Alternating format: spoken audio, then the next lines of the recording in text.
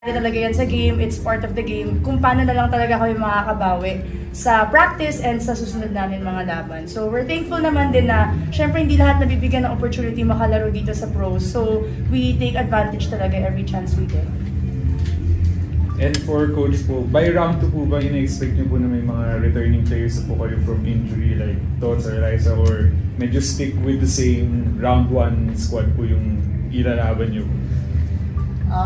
As of now, hindi pa namin sigurado yung ano. Hopefully, makasama sila.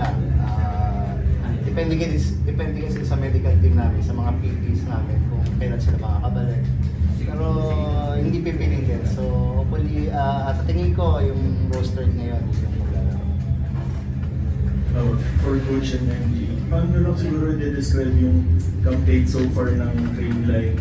Despite yung early setback yung opening game loss nyo, paano siguro i-describe yung pagbawi at saka patuloy na pag-improve ng team?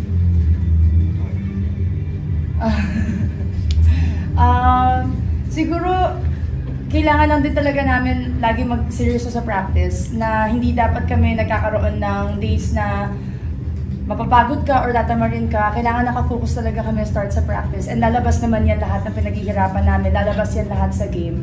And siguro, tuloy-tuloy lang din talaga. Minsan nagkakaroon kami ng lapses sa game. Nakikita naman yun. Pinagsasabihan talaga kami ni Coach. But it's really how we overcome. And kung paano talaga namin i-set yung mind namin na pinaghahandaan talaga kami ng lahat ng teams. Lahat sila talagang they're playing their best. Lalo na pagkatapat kami. So kailangan doblehin talaga namin yung effort namin every game. And take it as a challenge din talaga na kailangan ibigay talaga namin yung best namin lagi.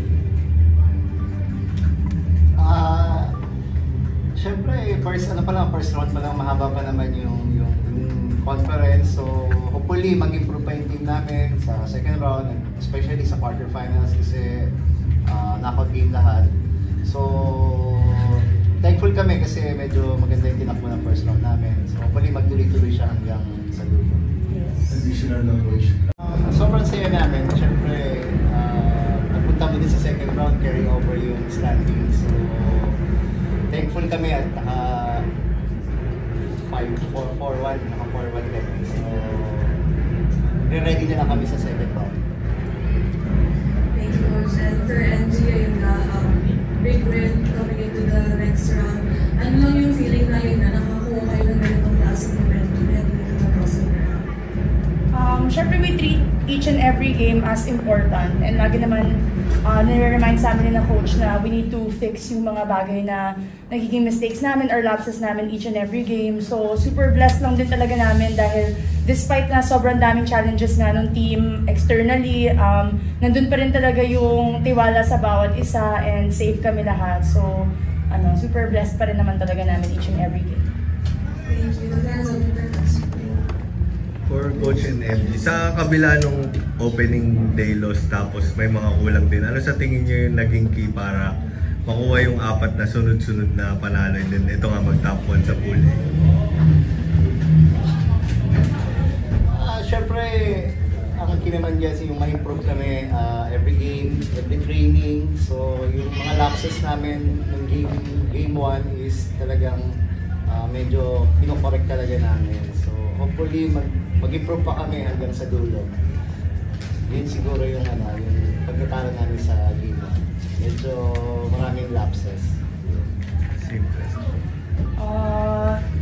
Nabanggit nga ni Coach na yung first 6 namin ngayon, parang ang dami rin talaga nagbago, ang daming changes. So, that was also our first time na makalaro kami in the PVL ulit na nabuo kaming 6. So, kapaan pa talaga, pero nandun naman din yung tiwala ng bawat isa sa team, kahit naman sino ipasok, even from our bench, like yung pinakita kanina ng mga iba naming teammates is kailangan ready lang talaga kami. So, keep on improving lang kami each and every game and sinatsaga naman talaga namin, umpisahan namin sa practice. So, luckily, medyo tumama kami ng bandang dulo. Especially nung fourth set, tumama na yung galaw namin, nasa timing na. Then, yung counter-attack namin, mas madali. Kasi nga si Jasmine, hindi na masyadong gumagalaw. So, yun, medyo mas naging madali yung especially yung endgame ng fourth set. Thank you, Coach. And for our best player of the game, may 5 blocks ka rin in this match. Ano lang siguro yung naging motivation mo coming into this game para matulungan yung team na manalo? Same naman eh. Magtrabaho lang ako ng tama and yun, sumunod ako sa instructions ng coach kasi nandiyan naman sila para i-guide kami. So yun, malaking bagay na may input kasi sa outside the court kasi mas kita nila eh. So yun, maganda lang kasi na-execute namin yung gusto nilang mangyari. Thank you, Ara. And for Chaya, ikaw yung isa din sa mga co-assistant for Cherry in this game. Ano lang din yung feeling na nakakuha kayo ng ganitong panalo heading into the crossover round? Unang-una po, sabi nga ni Coach Kung po na mahirap din po talaga kalaban ng galleries dahil po sa floor defense nila and thankful din po kami na nabuhay talaga yung floor defense namin and na-manage ng lahat until the end. And ako yung game. Thank you, Chaya. The floor is open for questions.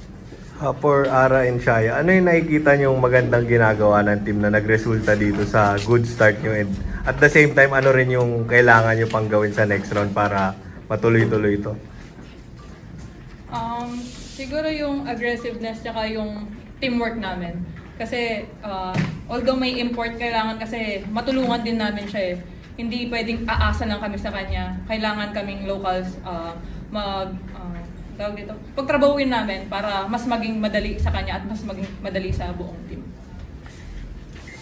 Same with Ate Ara po, hindi kakayanin ni Ate Kat na mag-isa and alam naman po namin na nakikita namin na talagang napapagod na siya. Nag-struggle na rin syempre dahil pagod na. Kailangan po ng teamwork and lumabas naman po. Thank you, Lord. Myself specifically, because in the first set, I know there were things that I wasn't doing well, like with my attack and block. So I think the coaches did a really good job today of just giving a lot of feedback so we can work on those things. Thank you. Yan, first set, 5-0 nga kayo dito sa Pool B. Masasabi mo ba na talagang pulido na yung chemistry ng team then after those games? Definitely not, but I'm happy that we're getting there. And I'm happy din na every game had kami, like the players are really evolving and trusting the system of Coach Taka. So it's a good sign going to the next round. Thank you, Sir. And for IB, ay 5 wins and Pool B, ikaw yung isa sa mga top contributors din ng team aside kay Audrey. So how are you feeling being able to get those kinds of wins?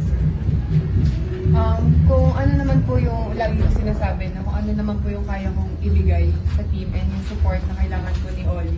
Kami naman po mga local players, tutulungan po naman. Thank you. The floor is open for questions.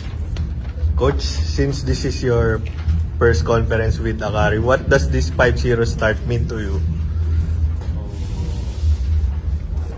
Actually, we have a good player like Oli. So, actually this match, it's not necessary to using double substation. Why are you using a double substation? Because of that, I want to make an improvement for everyone. Not only this conference, for maybe next conference or next time. Like for the future, I was thinking about the future of Akari. So we just start to work on that. So hopefully this work on, then keep going. Make it our improvement. For Seth, siyempre kakarating mo lang sa Akari nung last conference. Ngayon, ano yung nakita mong pinaka-key sa napakalaking improvement ng team para dito sa 5-0 start? To be honest, I must say it's really Coach Taka and his system. And also yung mga na dagdag sa ating mga players like Ivy, Kamoy, Danny, and Cams. Very big help talaga sila in this new Akari team.